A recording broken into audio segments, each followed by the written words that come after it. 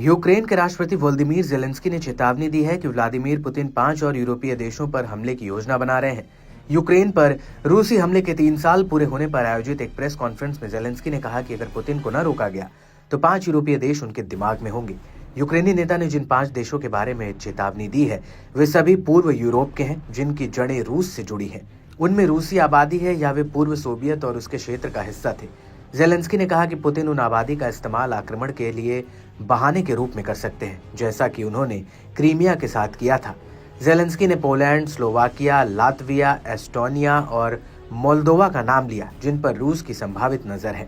यूक्रेनी राष्ट्रपति ने कहा कि जब आपके पास रूसी भाषा बोलने वाले लोग हों या उनकी जड़ें हों या उनके परिवार हों तो आप खतरे में हैं। ये हमारा इतिहास है। जेलेंस्की ने आगे कहा कि शुरू में उन्होंने कहा कि वे हमारे क्षेत्रों पर कब्जा नहीं कर रहे हैं, वे रूसी भाषी लोगों की रक्षा कर रहे हैं। अगर हम गिरेंगे तो मुझे लगता है कि जिन देशों का मैंने जिक्र किया है उन सभी को रूसी नीति के कारण खतरा है।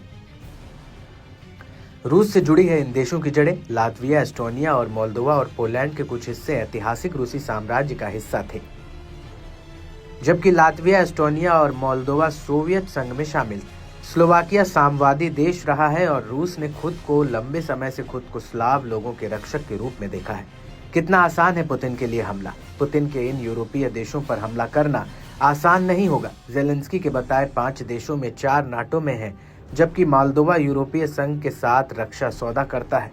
दूसरा, पुतिन की सेना को यूक्रेन के साथ युद्ध में भारी नुकसान उठाना पड़ा है। ऐसे में वह नया युद्ध नहीं छेड़ना चाहेंगे। शायद यही वजह है कि रूस के राष्ट्रपति व्लादिमीर पुतिन ने रूसी सेना में सैनिकों की संख्या बढ़ाने का आदेश दिया है। सेना में 1,80,000 सैनिक बढ़ाए जाने के बाद 15 लाख सैनिकों की ताकत के साथ रूस की सेना चीन के बाद दूसरी सबसे बड़ी सेना होगी। पुतिन ने 2022 के बाद तीसरी बार सेना का आकार बढ़ाने का आदेश दिया है। पुतिन ने सशस्त्र बलों की कुल संख्या को 23,80,000 करने का आदेश दिया है, जिनमें से 15 लाख सक्रिय सैनिक होने चाहिए। सैनिकों की संख्या वृद्धि से रूस अपने पास मौजूद सक्रिय लड़ाकू सैनिकों की संख्या के मामले में अमेरिका और भारत से आगे निकल जाएगा।